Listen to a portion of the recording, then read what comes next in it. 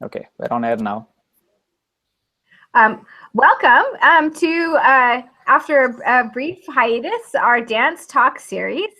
You might remember that Oliver Fershke was my co-director and had been organizing these talks in the past. We after recently. Sorry for the echo that we seem to be having. Okay, good. That seems to be resolved.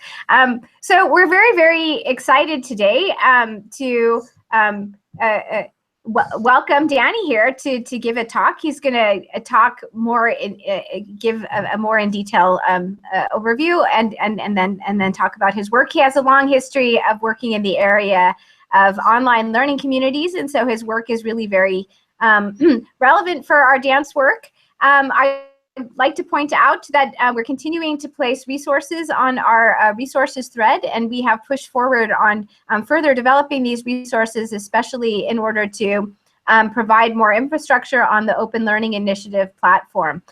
So keep your eyes peeled for those opportunities as they come up, and welcome again. And I'd like to let Shri introduce himself, and then he will formally introduce our speaker for today.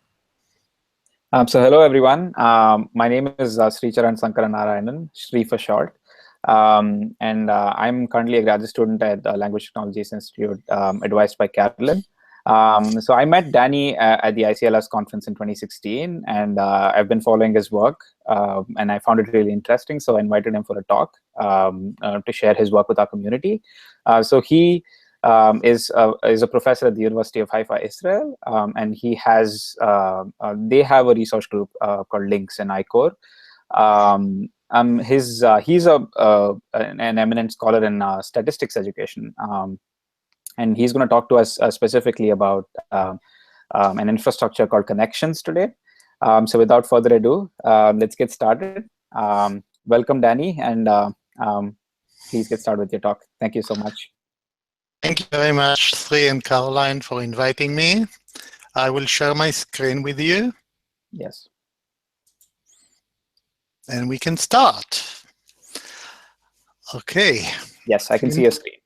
That's good. Hop. Did it disappear? Yes. Let's try again.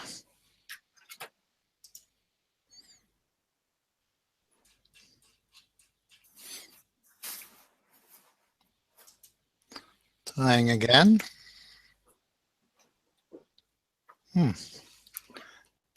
Just a second.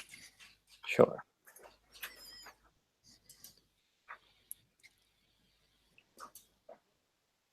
Is that better? Yeah, we can see the screen. Yeah. Okay. Thank you very much for inviting me. The invitation and the preparation for this talk forced me to reflect and reframe my thinking about what I've been doing in the past 20 years in schools.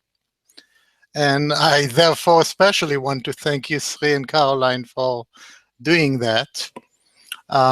It's been a fascinating journey to reflect, and I came up with that idea of 3 paradigms in what we've been doing for so many years, almost 20 years, trying to develop student statistical reasoning in learning communities, in classrooms, in the primary school.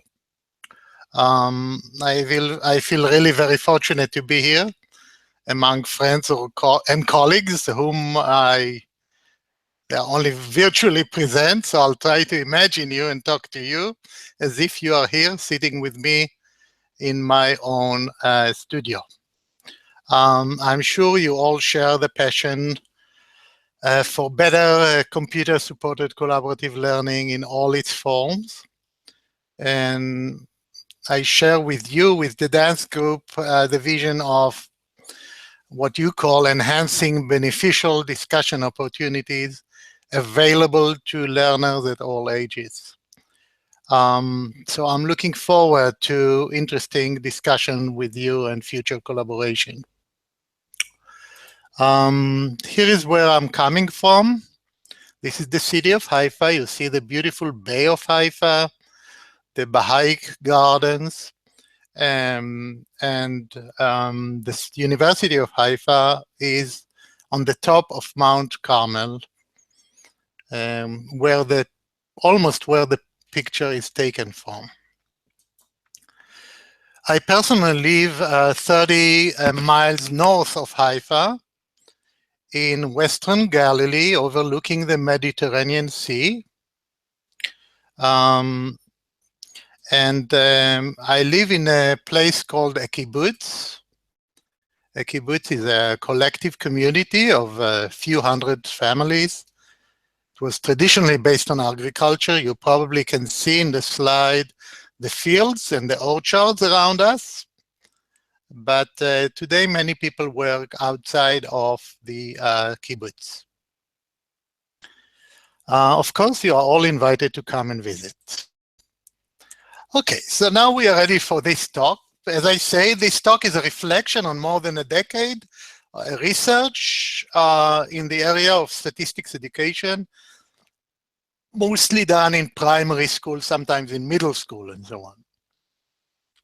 The goal of these studies is to better understand the emergence of young students' statistical reasoning, as they are involved in authentic data investigations, in statistical model simulations, and in a technology-enhanced learning ecology or a learning community entitled Connection. All of that will be clearer, I hope, later. The story of the talk is following the history of the Connections project through 3 paradigms. The first is the EDA, the exploratory data analysis, and I will show briefly an example from a classroom of second graders. Secondly, I will talk about the move into informal statistical inference, or what we call ISI, and I will show a brief example from grade 6. And then the third paradigm and the current one, and I believe the more important one, is the statistical modeling paradigm. And an example of 5th graders will follow. And we shall leave after an hour time for 20 minutes of questions and discussion. So as for introduction, let me start with a short introduction of the context and the rationale of this project. Generally speaking, I think it's quite well known that reasoning with data is a vital competence in today's world, where data visualization, open data repositories, infographics produced widely for public use. All professional disciplines from science to the arts are integrating computation, dynamic visualization, and big data into their everyday work. Data revolution, people talk about data revolution. It's now sweeping the globe with its icon, big data, characterized by the 4 V's that you see in front of you: volume, velocity, variety, and veracity, which means uncertainty, I believe. But what's important is, from a civic point of view, there is an urgent need for future citizens to acquire these new competencies of basic numeracy, computation, and statistics and data literacy in order to keep up with these rapid developments, so that the novel forms of data will not be misused or misunderstood. And this is our business, the connection business, data literacy and statistical reasoning. And we are starting very early at the primary school.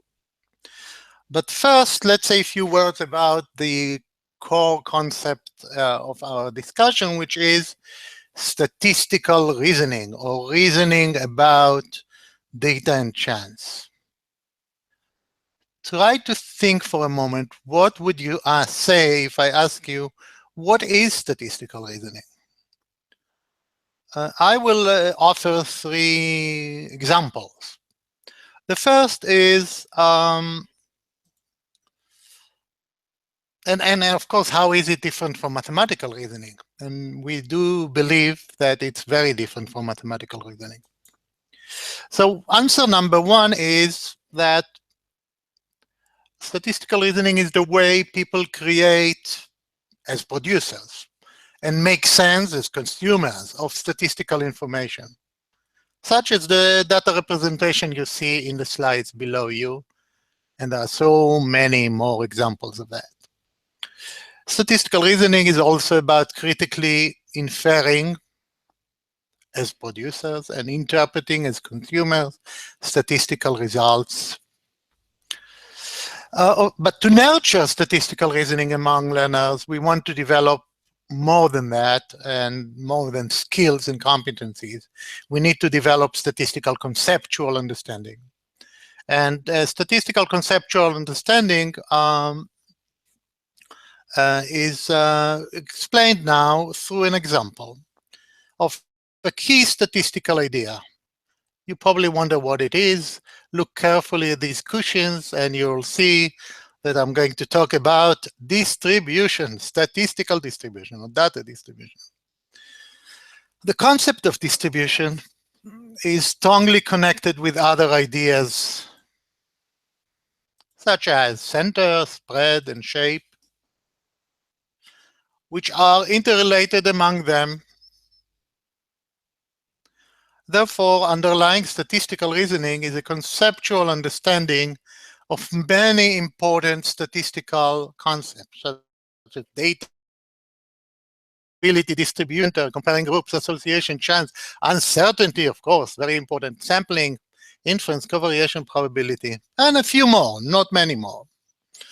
So that statistical reasoning may involve connecting one concept to another, such as center and spread, or may combine ideas about data and chance. But that's not enough, again, because a third element of statistical reasoning that has to do with disposition. And in order to talk about that, I will bring an example from The Little Prince, which you all know probably. And it begins with the following drawing. To adults, that drawing looked exactly like a hat. However, to the child artist or to the little prince, it was a drawing of a boa that had eaten an elephant. But if the little prince showed this picture to a statistician, he would say, this represents a distribution of data. Of course. I like this example because it shows how statisticians view the world. They look at irregular shapes of data sets. They look beyond the details to see the general shape, the structure.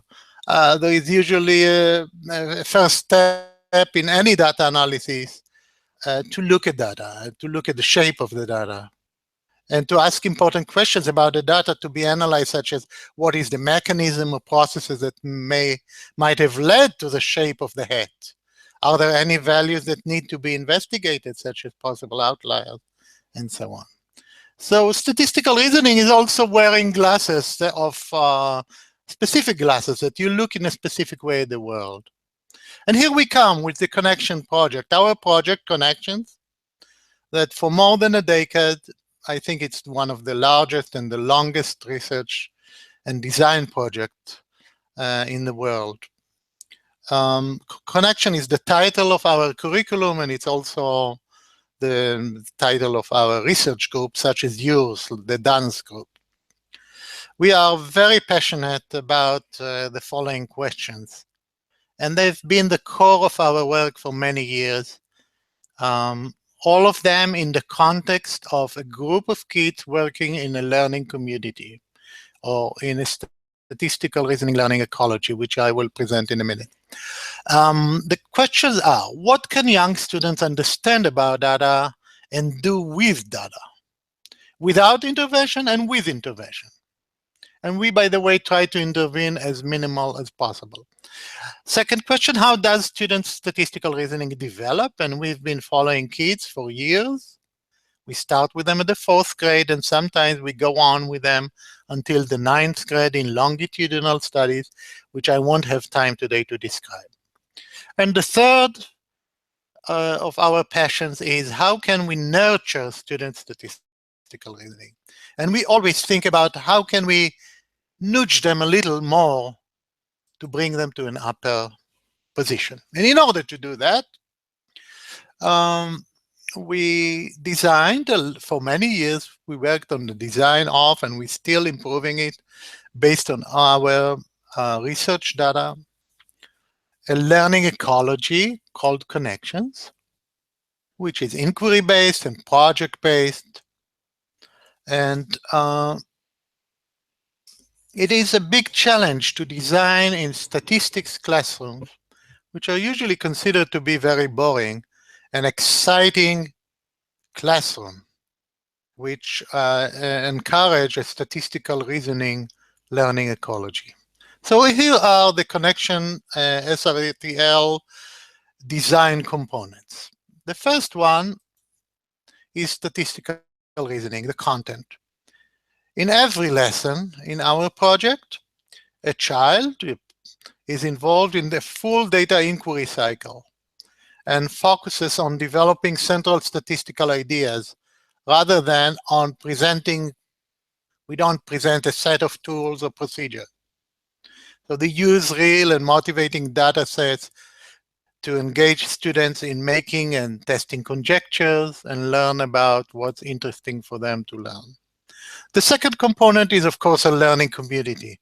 Our classrooms are learning communities in which kids work in small groups.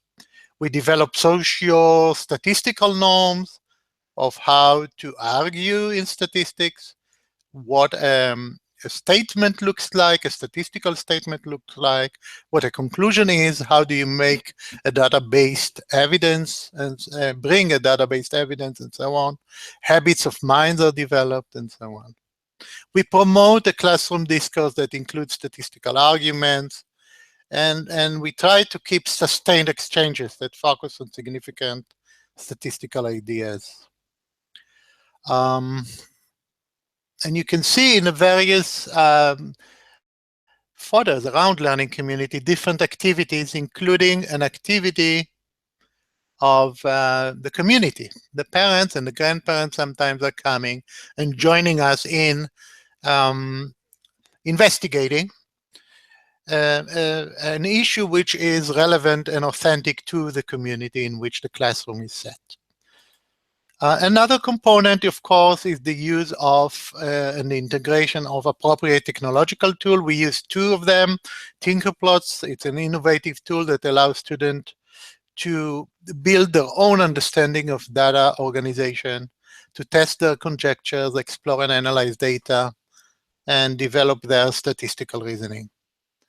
And the second one is an online learning environment in which all the learning that happens between the classes and also in the classes is reported, analyzed, and so on. Kids do communicate with each other. They write personal diaries that reflect on their own learning. They give peer assessment to each other. They present their products and so on and so forth.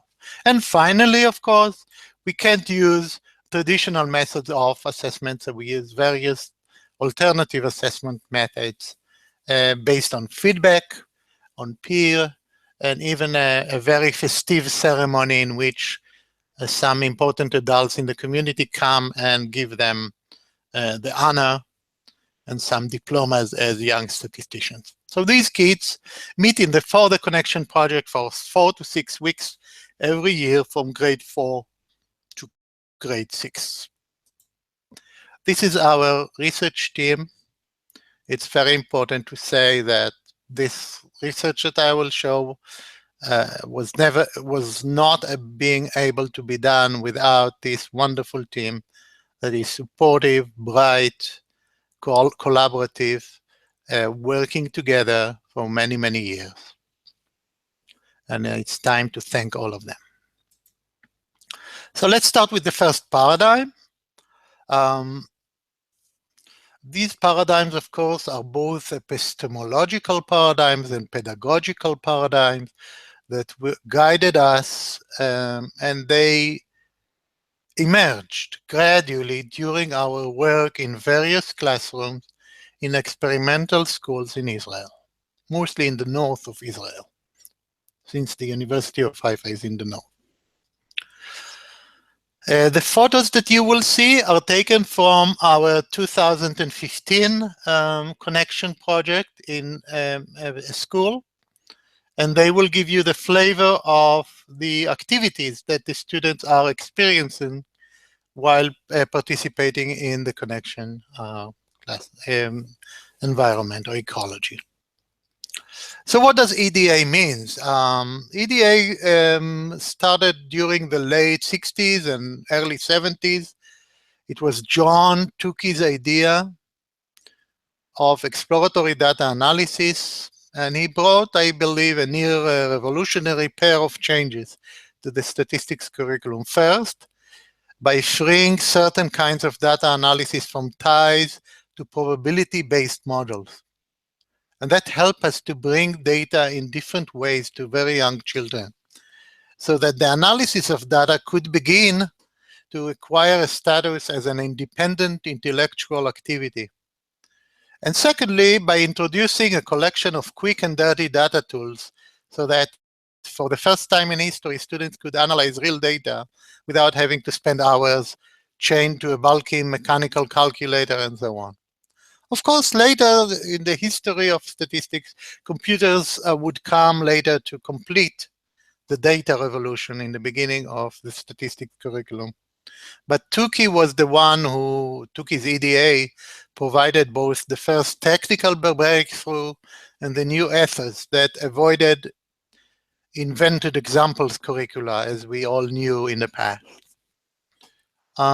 EDA can be implemented in classes using the metaphor of data detective, which you see in front of you.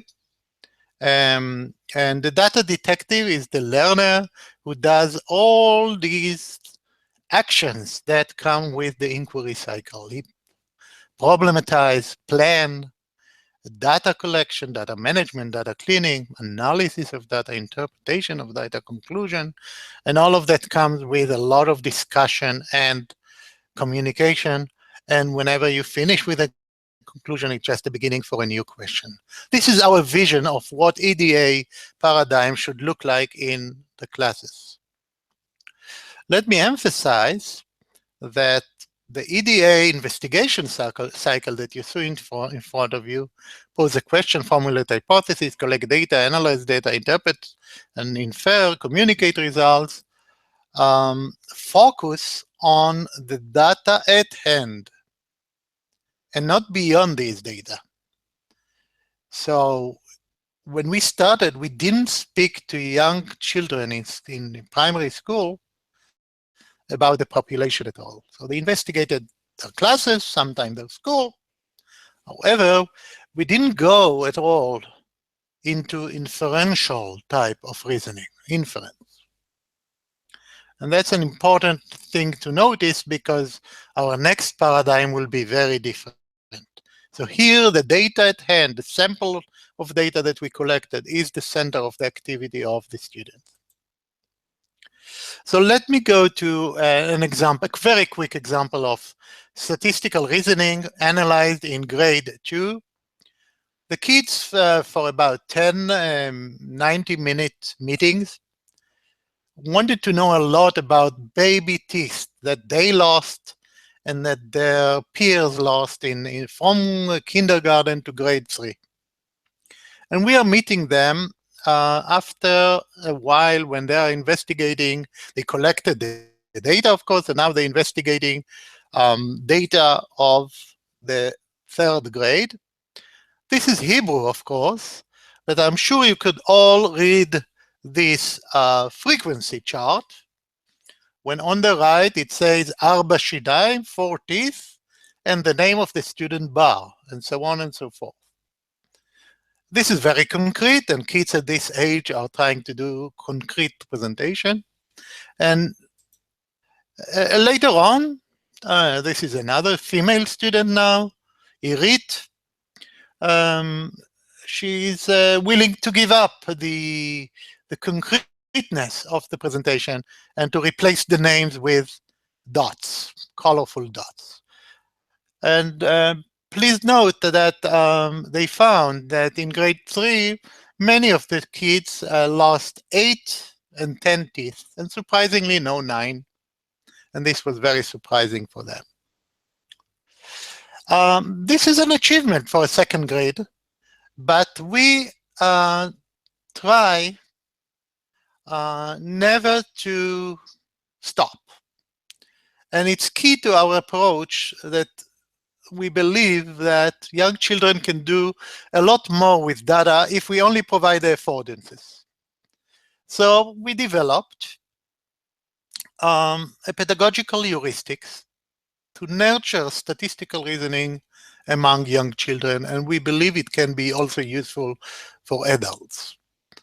One example of such heuristic is the growing samples heuristic that comes with what-if questions. And let's talk about the example, and then I will say a few general things about it. So what is the what-if question here? After they investigated the third grade data, we asked them, imagine, you went out of the class and you met 6 additional third graders. 6 graders that you haven't met so far. Try to imagine, try to predict, try to make a conjecture. What will you find? How many milk teeth they have lost?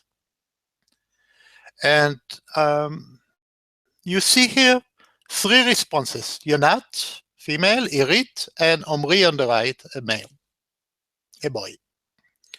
They are very, very different. Let's look at Yonat. Yonat says, but it seems to me that I know all the numbers in third grade.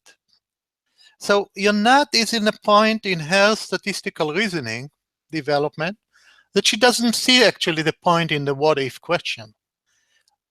If we watch her, if we observe her conjecture, we see that she just gave the range of numbers. But she didn't give a notice at all to the shape of the distribution. Unlike her, Omri says there are many kids that lost these number of teeth. And if we observe his numbers, he did give weight to those values that occurred more in the distribution, namely the 8 and the 10. So by pushing the kids a step further, help us to understand that understanding a distribution is not just drawing a graph. What do you see in the graph? And apparently Yonat doesn't see the heel, doesn't see the shape. She only sees the range. We call this phenomena flat distribution. While Omri starts to develop ideas of a distribution, which is a set of values and their frequencies. So generally speaking, what do we do? What does it mean, this growing sample heuristic? So what we do, we ask students, we introduce the student gradually to increasing sample sizes. Some of them are imaginary, such as the one. And for each of these samples, they ask to make sense of it and make some informal inference about it. And in that way, we are able to push their thinking and reasoning a step forward. So basically, what we see here, that EDA brings with it many, many achievements. However, and kids are able to draw graphs and to ask sensible questions and collect sensible sets of data. However, we identified many, many challenges that made us push ourselves a step forward. One of it is the point-wise view of data versus the global aggregate view of data. Kids tend to, especially these young children at the beginning of primary school, tends to look at specific points, the interesting points. They find it hard if there is a signal in the noise of data. They find it very hard to identify. And mostly, we came to the conclusion that this is not statistics. Where is the inference? Data without inference is boring. So we pushed ourselves further. About a decade ago, we started developing a second paradigm of informal statistical inference. The main question was, how do we bring the seeds of inference into primary school classroom, into young learners? So a few words about informal statistical inference. First of all, the inquiry cycle that happens in the classroom is very different. If you remember, the EDA cycle was focusing on data that was collected, the sample of data that the kids collected. Now, after we've done this step of collecting data and analyzing a sample of data, we will push the kids one step forward, and we will ask them to draw inferences from real samples to population. And that's a big, big difference. So the cycle actually looks different. We ask them at the very beginning, we push their thinking to ask questions, to pose questions about the population rather about themselves. Try to imagine what all the kids in the Galilee or all the kids in Haifa do or wear or like, etc. And when they formulate an hypothesis about the population, it's much harder than try to imagine what your classroom looked like. When they collect the data, it's now they understand it's a sample of something bigger. They analyze a sample in order to infer about the larger whole, the people out there, the data out there. So they infer about the population and they communicate results about the population, hopefully. And that's not easy at all to young children. Of course, this is all done informally.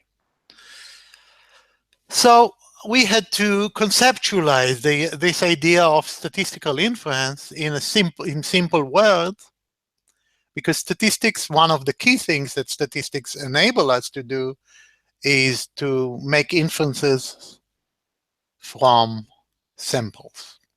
So what is an informal inference? Of course, we can't do any formal inference with young children. Estimation, confidence interval, hypothesis testing, all that stuff is out of the question for young children.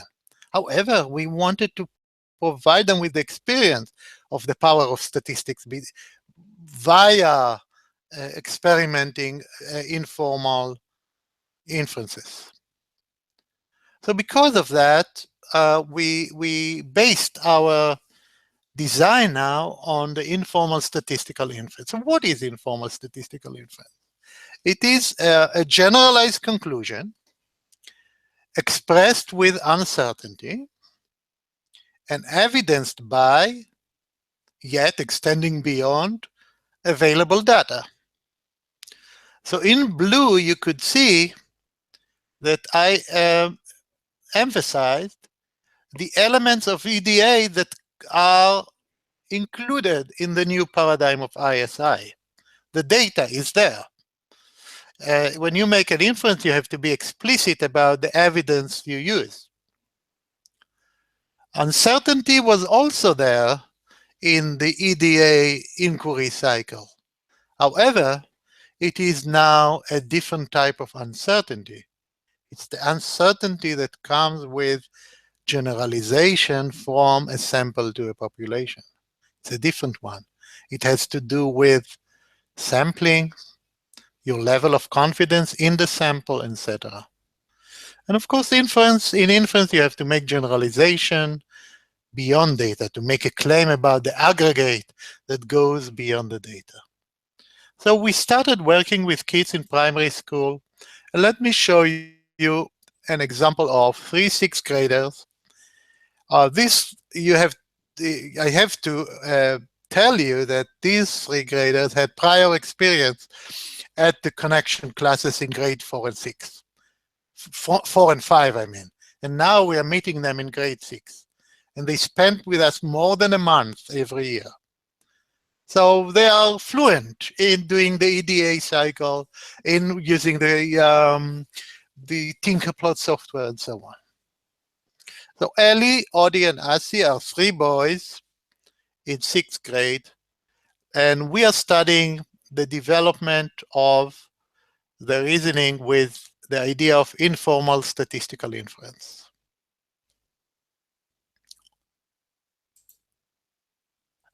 The example I choose is long jump by grade. They were very interested in, okay, so I have to remind myself to tell you that, first of all, they collected data from grades 6 and 7 in their school.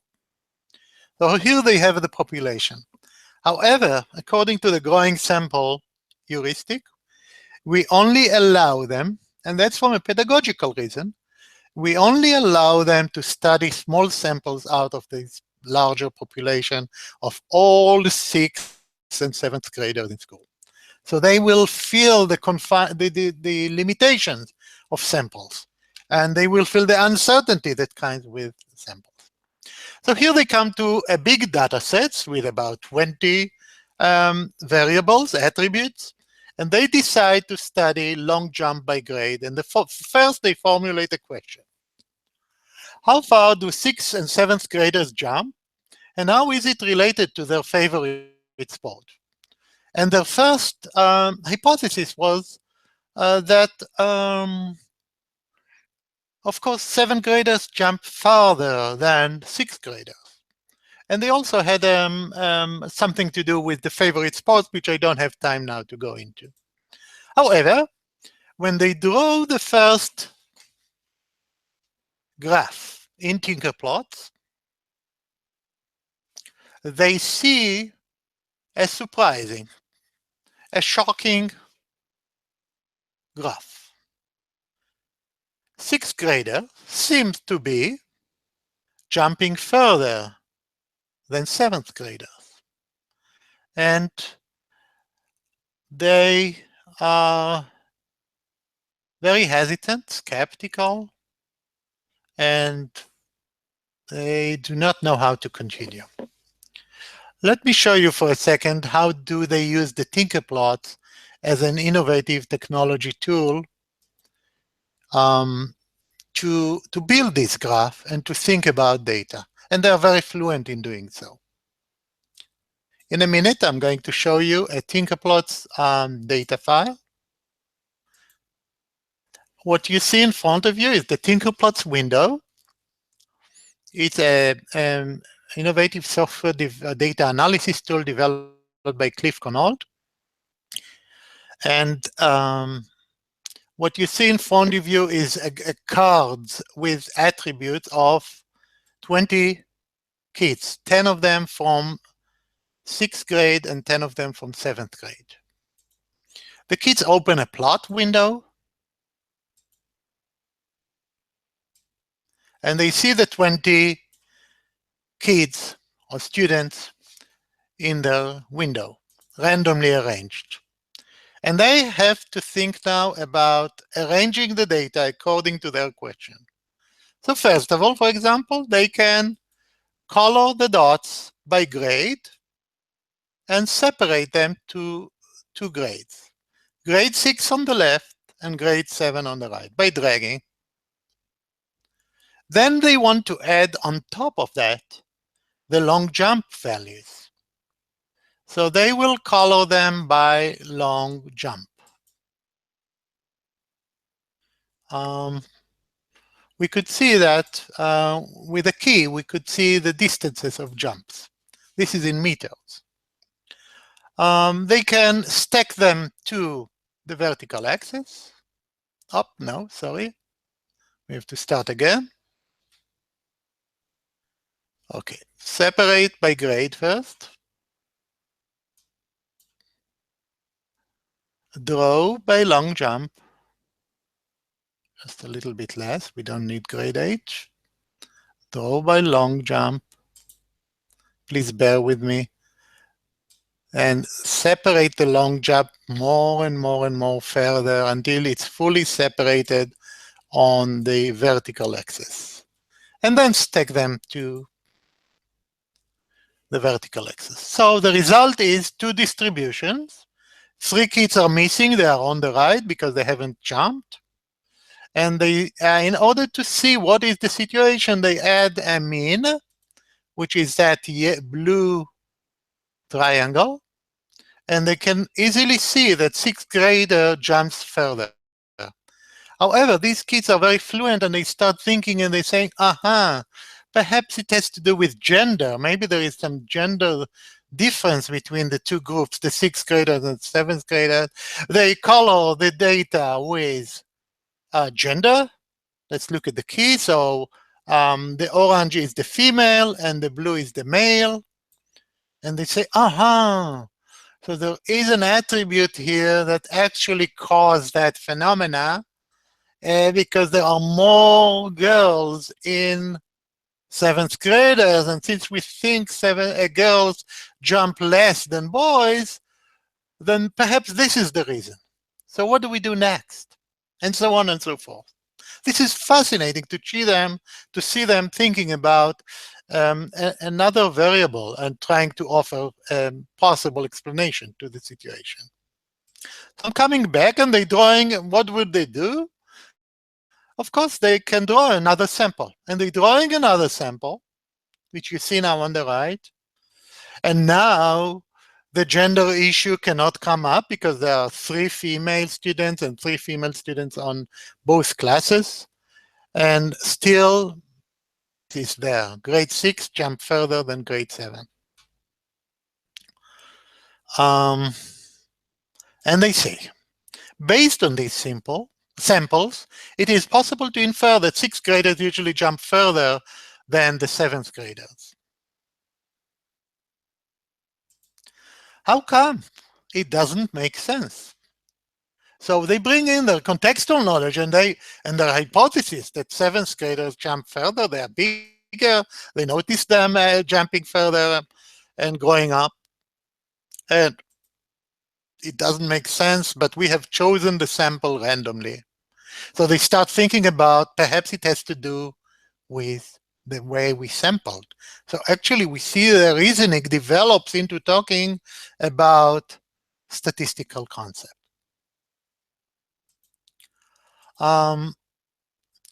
It is only very later in the project that we actually reveal the population. It only happens at the very last lesson. And this is the graph on the right-hand side. It's very hard to see the blue triangles. I don't know if you can see them here and here. And it is, in fact, true for this population that 6th graders jump further than 7th grader. However, the absolute difference is much smaller. And this was a great surprise for them. And they had to come up with various explanations. Some of them were very weird, such as they come from a different generation, these 7th graders, which made us all laugh a lot.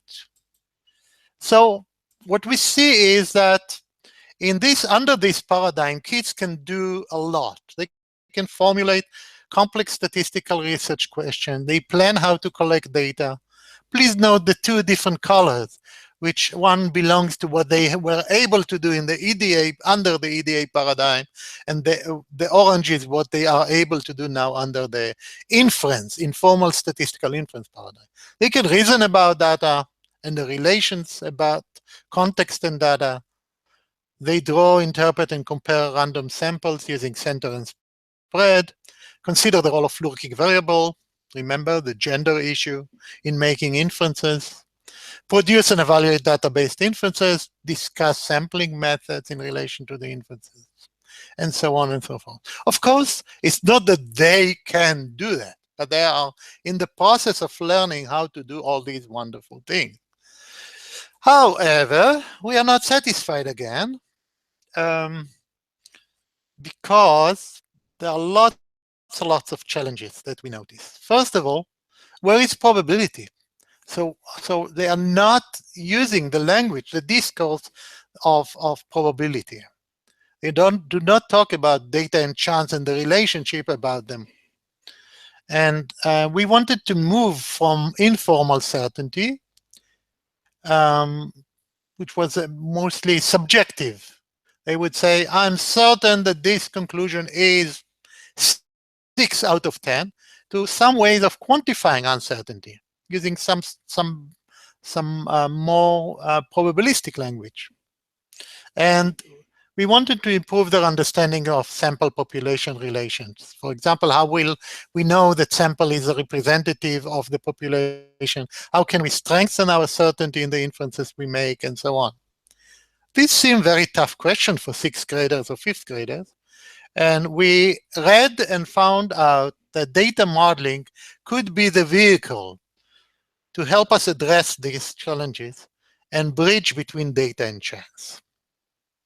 So we are coming to the third paradigm and the last paradigm. And I will try to present it now. And I will try to explain it with these circles that I explained before.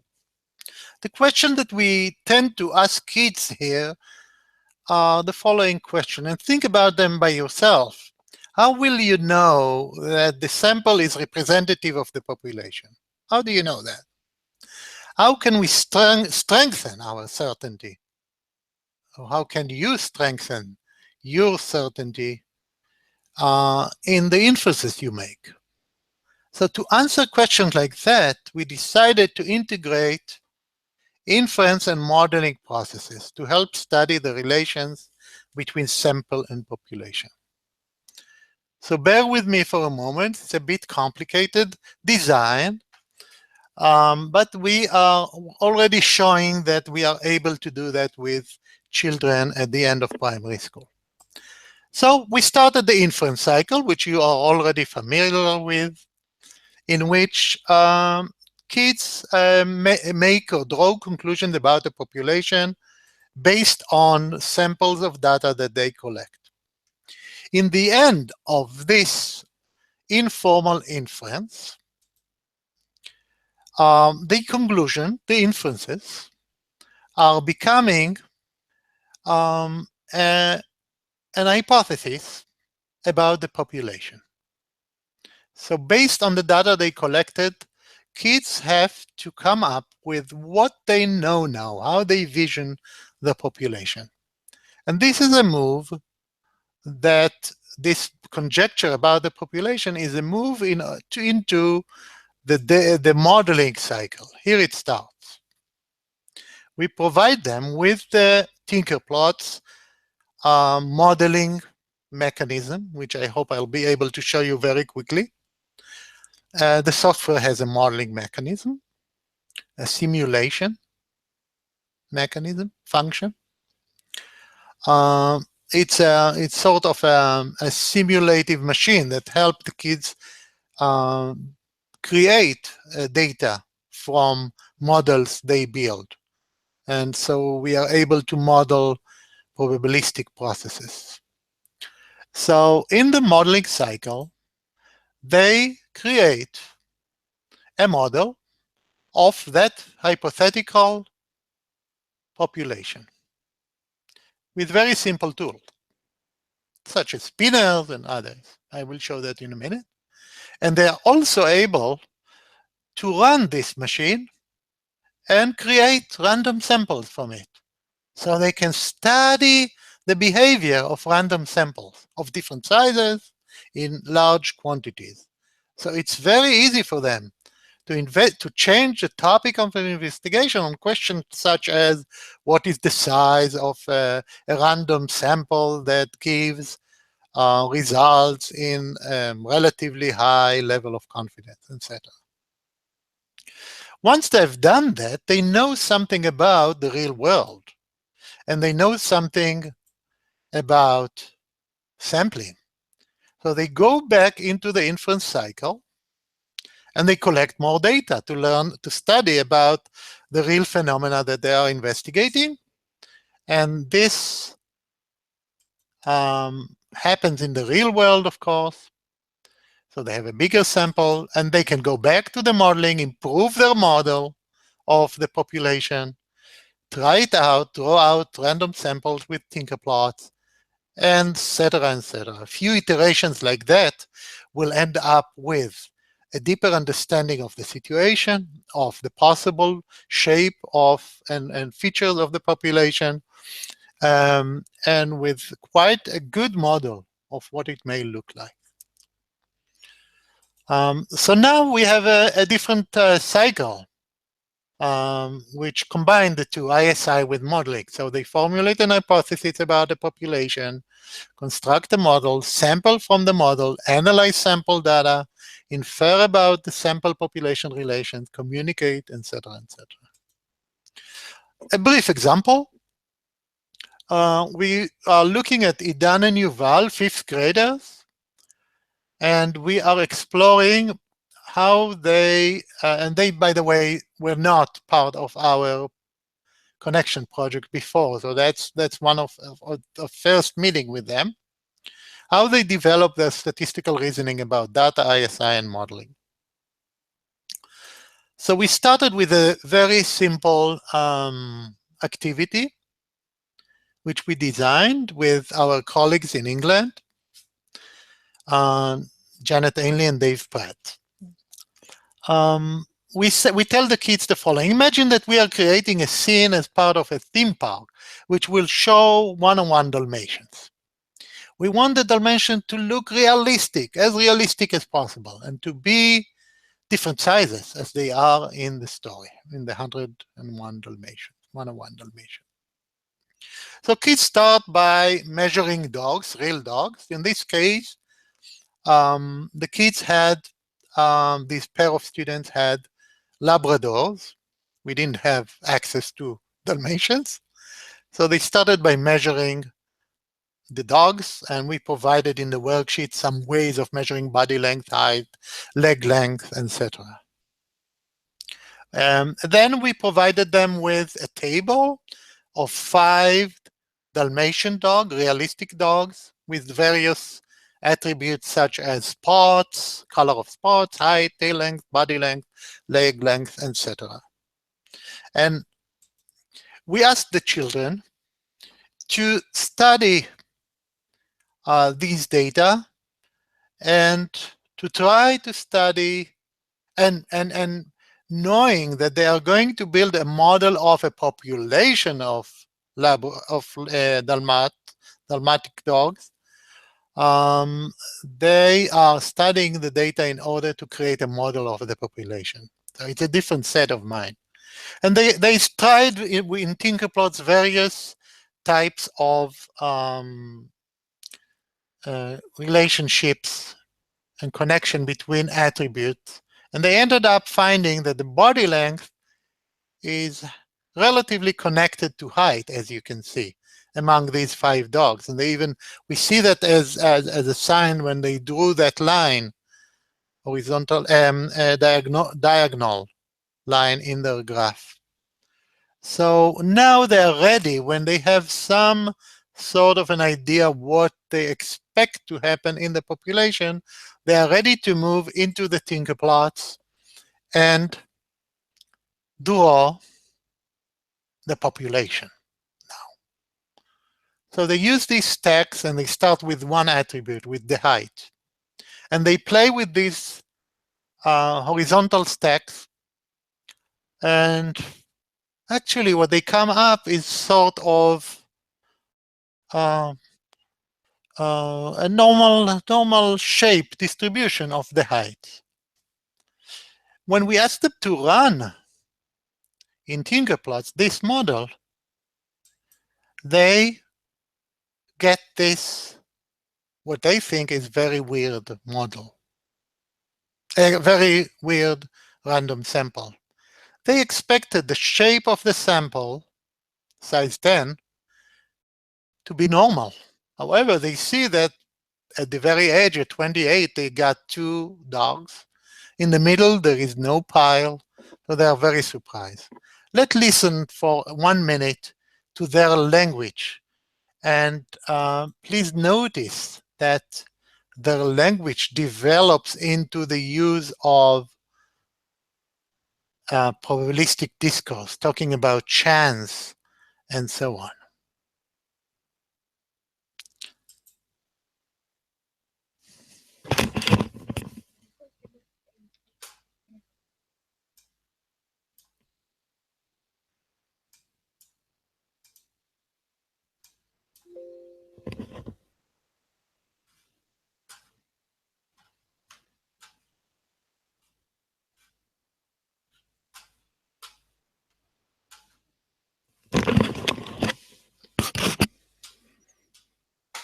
I think we have a problem with the video.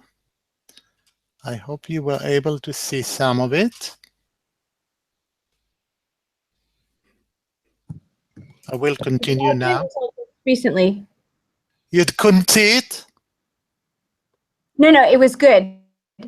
I think maybe it just hung. Oh, okay, I'll try again. There is English transcript at the bottom. Yeah.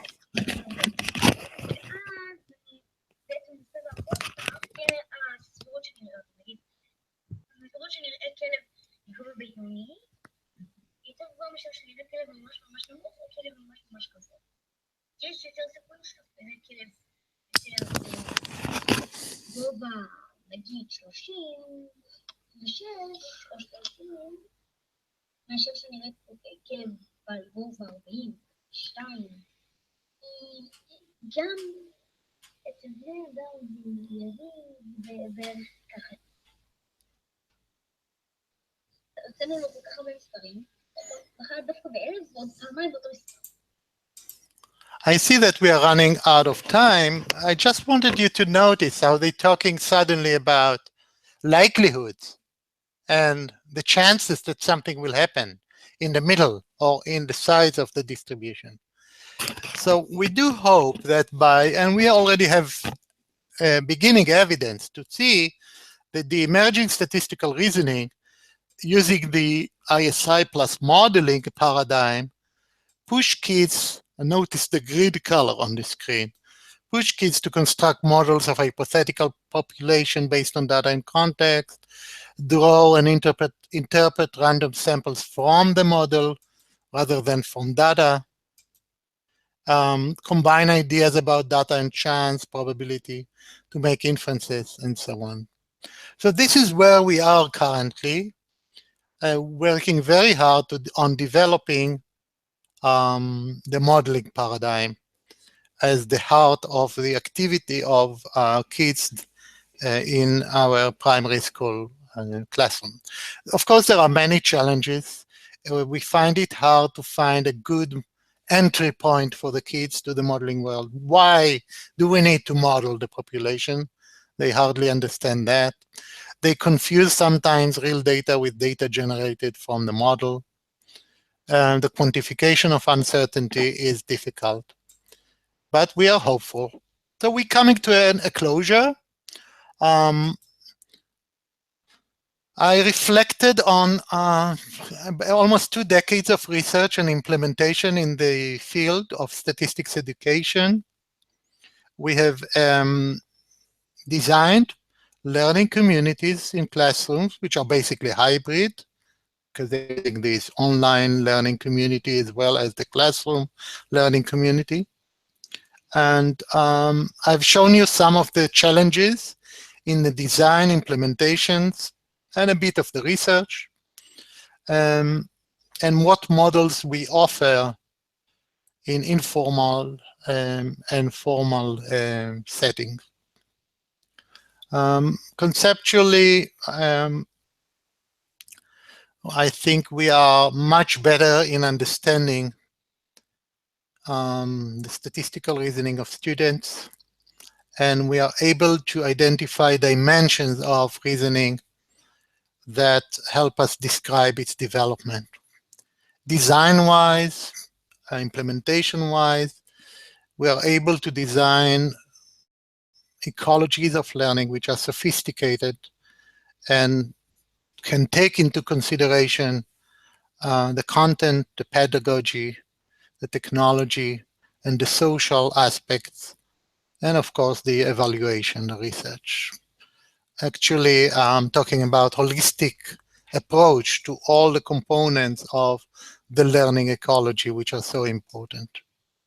And finally, we have moved from a simple model of EDA where the emphasis was on authentic samples of data without any reference beyond them, into an emphasis on the relationship between sample and population using that new paradigm of informal statistical inference that can bring this close relation between data and chance. We used the modeling approach. It's a new design which is combined in the inference approach in order to develop the buds of statistical reasoning together with probabilistic thinking while doing these modeling activities. I've shown you examples of various research studies that were done in various ages. And I have noticed on the left-hand side some of our current key challenges in statistics education and beyond, which has to do with teachers' professional development. We need to change our curriculum. No, undoubtedly, I think we have to change it.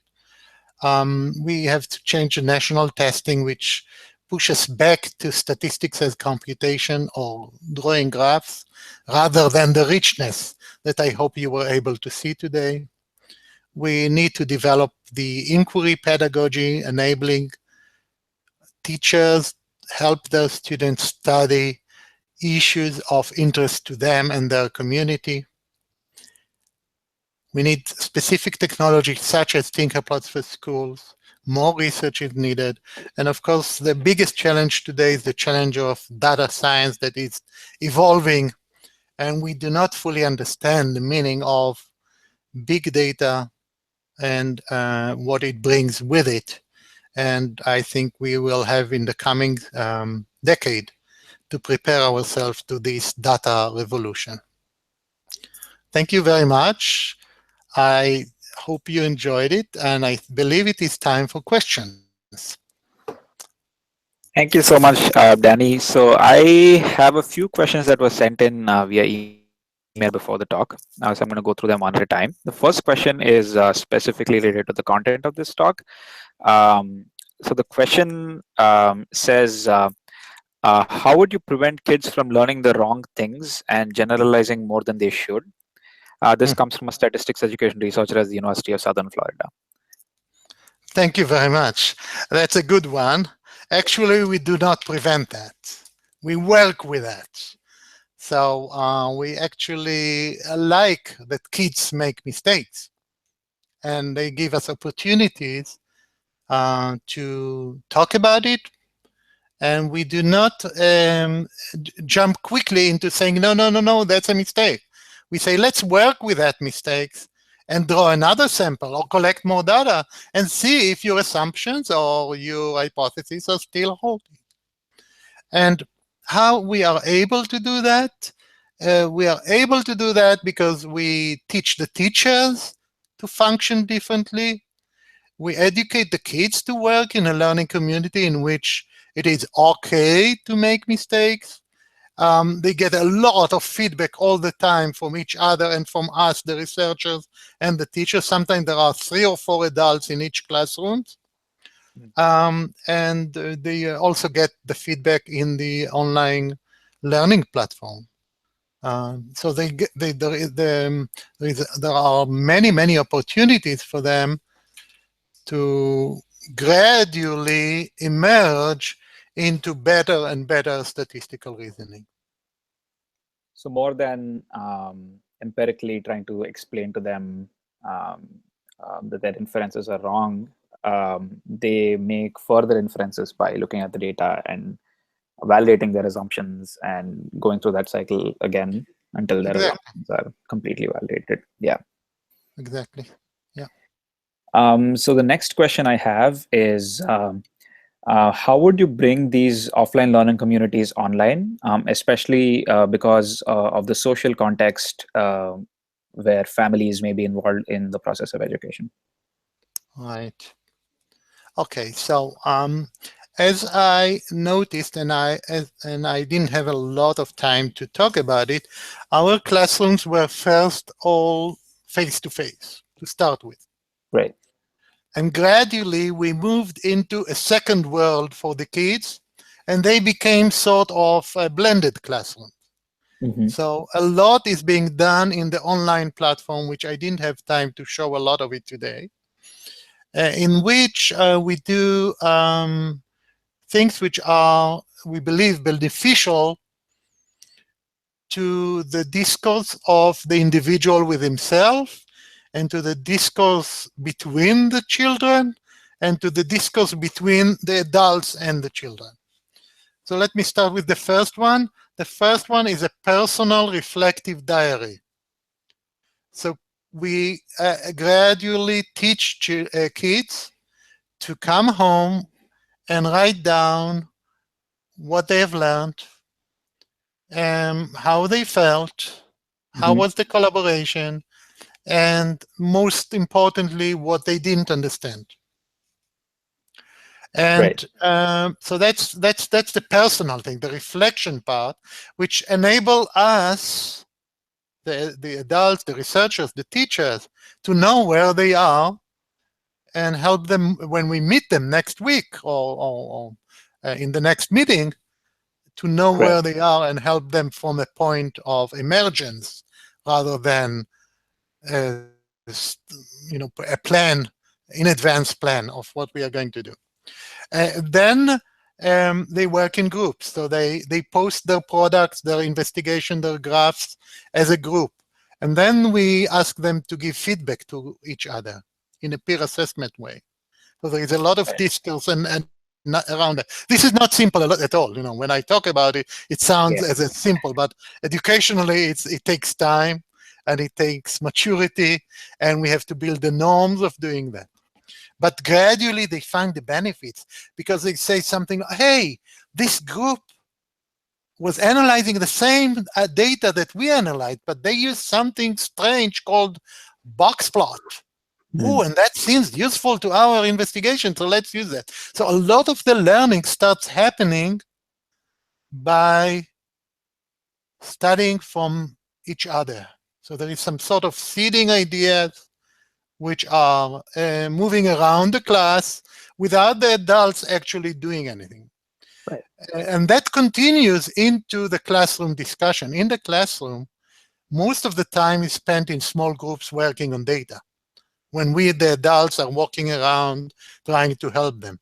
But there is a very important point at the end, towards the end of the class, where we gather together and we do some sort of a synthesis. We choose one interesting case of kids that they will come up to the board and they will present their Tinkerplots products and they will discuss them in front of the class and get feedback. So as I'm describing now, you can see that there is an ongoing dialogue between the online and the face-to-face dimensions. If you ask me, what would I do if there was no face-to-face classroom meeting, I have no clear answer to that. We are just at the beginning of thinking about this issue. Remember that we are talking about very young children.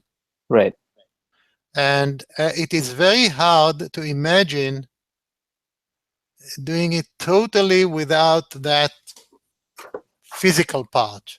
So some sort of a blend, I believe, will still have to stay there. But I cannot say much more beyond that. I'm sorry. I hope it's satisfactory. The next question asks, How has your experience living in a kibbutz community influenced your research about learning communities? It influenced myself a lot. Today, I live in the new kibbutz, a modern kibbutz, which is much more privatized. And for those of you who live in communities in the United States, there is some similarity to that. You hardly know your neighbor. It's not the traditional kibbutz. However, being a kibbutz member for 30 years have taught me a lot about collaboration, trust needed in groups, development of people, diversity, and as I moved into academia, from being a classroom teacher, becoming a lecturer and then a professor in the university, I tried to take some of these elements into the university courses. Now, I don't have courses anymore in my classes. I have learning communities. Each academic course that I give is an experiment in building a learning community.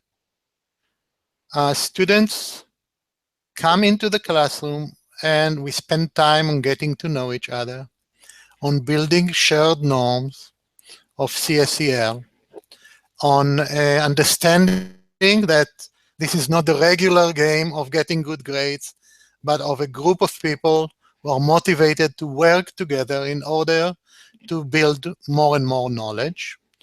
I do it in a multi-generational learning environment based on Wiki. So every year there is another layer of a cohort of students. So each community can see what the previous generations have done in studying the topic, whatever it is. It could be learning sciences on one end. So it's a pure theoretical educational type of a topic, to all the way to how do we teach statistics in classrooms. It doesn't matter. There will be different blends.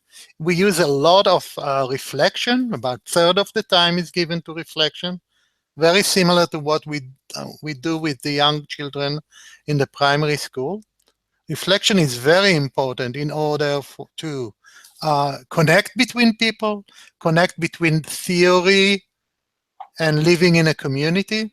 So basically, what I took from the kibbutz is that my classes today are a story within a story.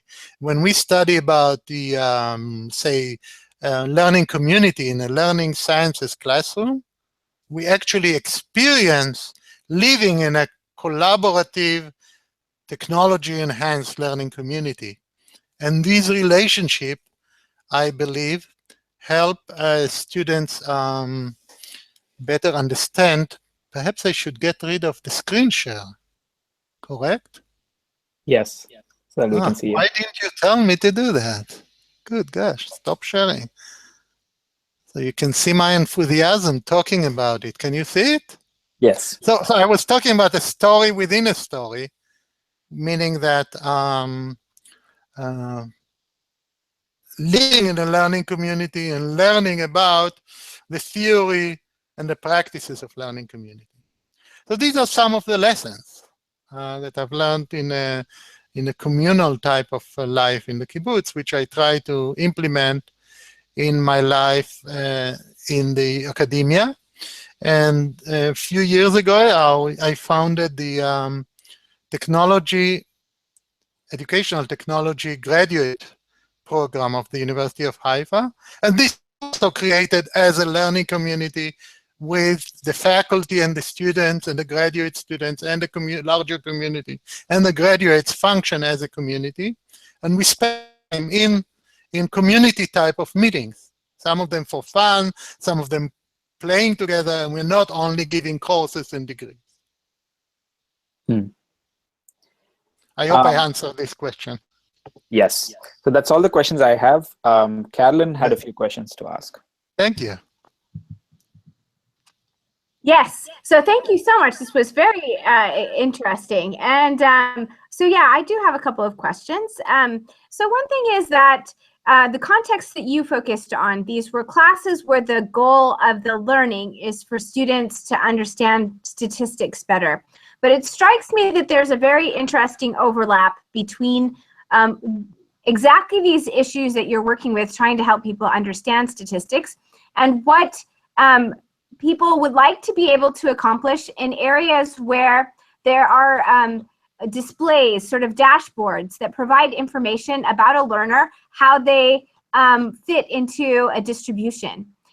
So some of this is feedback to their instructors, but sometimes these dashboards reflect back directly to students.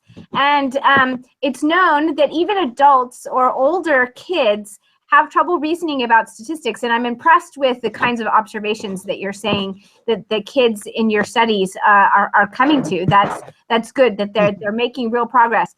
But I'm wondering, as you look at the current work on dashboards and learning analytics and these displays that get reflected back, as somebody who knows so well where kids are at in terms of this kind of reasoning, how do you evaluate that work? Or do you, when you look at it, do you get red flags, or do you feel like it's well founded? How would you take what you know about where kids are at in terms of understanding statistics and think about how these kinds of displays could be used to help them reason about their own learning and to make good decisions about their own learning? Thank you. That's a very good question.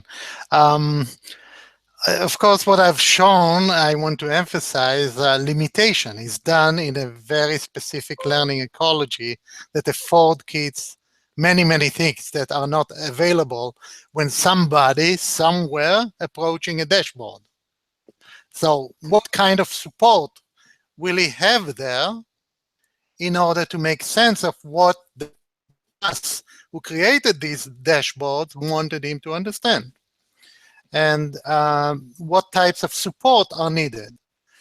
I believe in a very general, we need to go into a very specific discussion of the issue, but generally speaking, I believe that these dashboards in many cases are menu-driven and do not provide for the user this freedom to play with the data and gradually come up with his understanding of what the data is telling.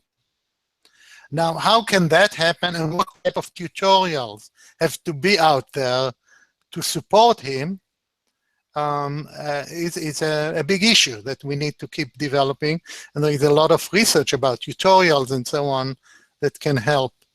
I have a student in my class that developed a dashboard to give access to the international exams of PISA. You know the PISA exam? Oh, yeah. There are comparisons in literacy, in mathematics, and so on. It's a wonderful tool. But he came to my statistical reasoning class because he was so disappointed from the lack of use of what he thought was a wonderful tool. And it is a wonderful tool. So there is some missed links in the human interface and in the way we provide the access to data that are still missing. We sometimes tend to neglect the difficulties that are involved in organizing data and making sense of data. Our solution usually will be closed. Do it that way, do it that way. I will provide you, scatter plots of the data. So you will study correlation. But I don't want to study correlation. I want to compare something else, and so on. So these are some of the clues, but that's just the beginning of an interesting discussion.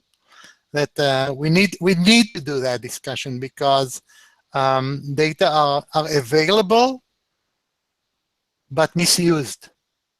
Misused or unused, even worse. So we want to educate people to take decisions and to know why news are not faked or faked, but they don't use these tools. So if we want to educate a better democratic societies, this is a core issue. It's even more important in some ways than mathematical literacy.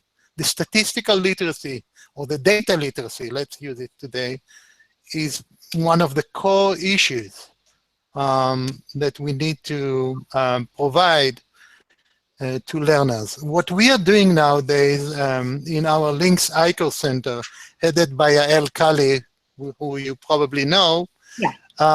we are moving into citizen science type of project, and we are trying to connect science literacy or scientific literacy with data literacy in a more serious way that has been done before.